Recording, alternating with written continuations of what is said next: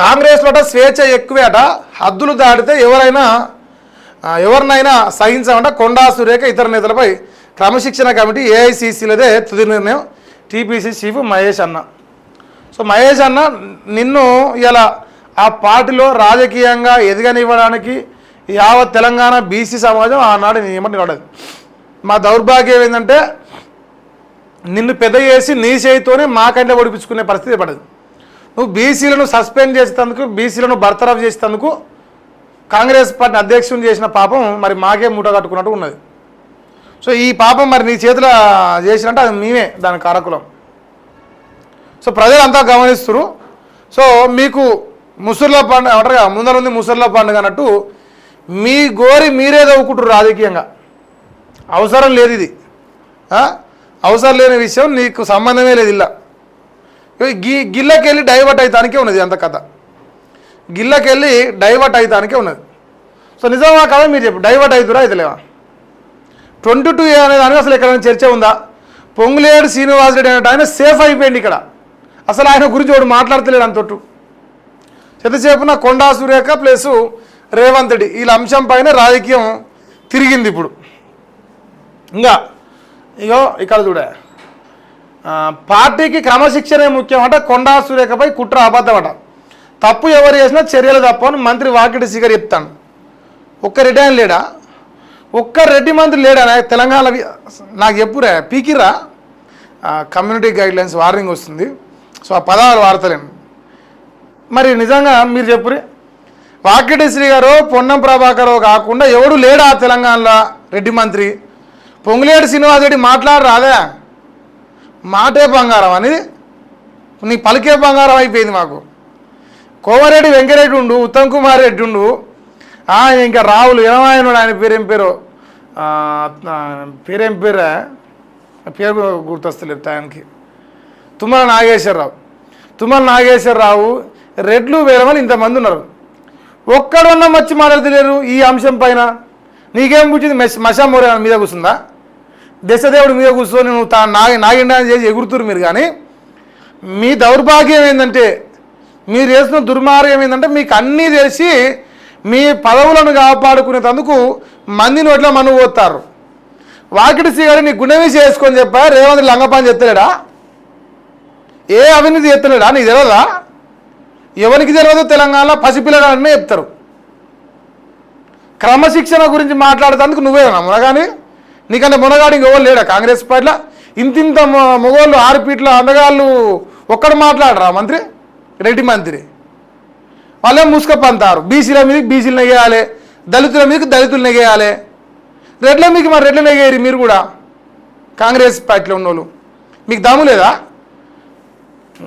బతుకులు పాడుగాను దండుగా మీరు చెప్తానగా, చెట్టు పేరు చెప్పి కాయలు తెంపుకొని తిన్నట్టు బీసీల పేరు చెప్పుకొని మీరు పదవులు తెచ్చుకున్న దొంగలు తప్ప మీరు బీసీలకు ఉపయోగపడరు.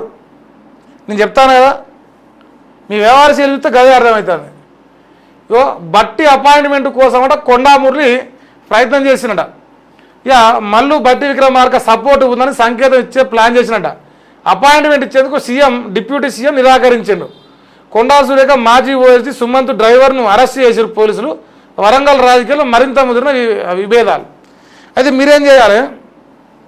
ఈ మాజీ ఓఎస్డీ సుమంత్ అనేటోడుగా వారి మీద ఎప్పటి నుంచో టార్గెట్ పెట్టారు. ఎందుకంటే అది అత్యంత సన్నిహితుడు, నాకు తెలిసి ఆల్మోస్ట్ కుటుంబంకి బంధుత్వం ఉన్నట్టుంది. సో వాడిని అరెస్ట్ చేయాలని విశ్వ ప్రయత్నాలు చేస్తారు. వాడిని అరెస్ట్ చేసి ఏదో ఒక అవినీతి ఆరోపణ మీదేసి నాకు అప్పట్లో ఈటెల రాజేందర్ను కేసీఆర్ తప్పించడం గట్లే తప్పించాలని ప్రయత్నం చేస్తారు. ఆఖరికి సుమంత్ అంటే దొరకపోతే వాళ్ళ డ్రైవర్ని పట్టుకొని అరెస్ట్ చేసారు. నిన్న సోషల్ మీడియాలో వీడియోలు వస్తున్నాయి. డ్రైవర్లను కూడా వదిలిపెడతారు. అంటే ఏదైనా అని కొండా సురేఖ మీద బటగాల్సి మీద వేసి బర్తరఫ్ చేయాలి అంతే. ఇక దానికి ఏ అవకాశం ఉంటే ఆ అవకాశాన్ని వాడుకోవాలి. ఇది అది అని పేరు పెట్టలేయాలి. సో అది ఏ అవకాశమైనా వాడుకోవడానికి సిద్ధమయ్యారు. ఈ బట్టి విక్రమార్క ఇప్పుడు దళిత కార్డు వాడుకుంటాడు. దళిత కార్డు బట్టి విక్రమార్క వాడతాడు, ఆయన పేరు వివేక్ వెంకటస్వామి వాడతాడు, ఇదంతా వాడతారు. కానీ అవకాశం వచ్చినప్పుడు మాత్రం వాళ్ళు దళితులుగా బిహేవ్ చేయరు, రెడ్లకు బానిసలుగా బిహేవ్ చేస్తారు. ఇప్పుడు అపాయింట్మెంట్ ఇచ్చే దమ్ము ఎందుకు లేదు నీకు? నువ్వు అసలు సిసలైన కాంగ్రెస్ కదా. నీ ప్రభుత్వంలో మంత్రిగా ఉన్న వ్యక్తికి నువ్వు అపాయింట్మెంట్ ఇస్తాను, నీకు నొప్పా? పడుతుందా? మీకేమన్నా భయమా? పచ్చ కాంగ్రెస్ వాళ్ళని చూసి అసలు కాంగ్రెస్ వాళ్ళకి ఎందుకు పడుతుంది ఇది? మాకు అదే డౌటు. సో నిన్ను కూడా అవమానించారు కదా, నిన్ను సమాజం మొత్తం చూస్తుండగా అవమానం జరిగింది కదా నీకు బజార్లా. నువ్వు ఆ పగ తీర్చుకోవడానికని అపాయింట్మెంట్ ఇవ్వాలి కదా. అసలు కాంగ్రెస్ వాళ్ళంతా ఏకమయ్యి ఇప్పుడు రేవంత్ రెడ్డి బలం 18, 17, ఆ 18, 17 పక్కన పెడితే మిగతా వాళ్ళంతా అసలు కాంగ్రెస్ అన్నట్టే కదా. మరి మీరు అటుపక్క పోతే అయిపోవు కదా. సో దొంగలంతా దొరికిపోతారు. సో ఏదేమైనా కొండా సురేఖ ఎపిసోడ్లో కాంగ్రెస్ పార్టీలో ఉన్న అందరూ కూడా రేవంత్ రెడ్డి కోసం, రేవంత్ రెడ్డి విషయంలో భయపడుతున్నారు. ఆయన మంత్రి పదవిలో అంటే వెనకంగా నుంచి కుట్రలు చేస్తురా లేదు ముందరంగానే భయపడి నటిస్తురా అంటే అది కూడా డౌటే. కడుపులో కత్తులు పెట్టుకొని బయటికి ఏమైనా నటిస్తున్నాడు చెప్పలేం. కానీ రేవంత్ రెడ్డి మాత్రం వీళ్ళు నేను నమ్మడు. ఆయన చేసే ప్రయత్నాలు ఆయన చేస్తూ ఆయన కథ. ఇప్పుడు ఓఎస్డీ మాజీ ఓఎస్డీని అరెస్ట్ చేస్తే ఇప్పుడు ఆడ ఏదో ఒకటి లంగ పనో దొంగ పనో బయటపడుతుంది వాడిని ఒంటరిగా ఇన్వెస్టిగేషన్ చేస్తే. సో తద్వారా ఇగో ఈ లంగ పని చేసిరు కాబట్టి అప్పట్లో మరి మంత్రి గారు ఎక్కడ పని చేసినట్టు ఇది మంత్రి గారి పనే, అందుకే బర్తరాఫ్ చేసిన అవినీతి ఆరోపణలు మీద వేయాలి. ఎందుకంటే అదే అవినీతి ఆరోపణలు రేవంత్ రెడ్డి, పొంగులేటి శ్రీనివాస్ రెడ్డి మీద వాళ్ళు వేసిరు కదా. సో టిట్ ఫర్ టాట్ అన్నమాట. చూడాలి ఏం జరుగుతుంది.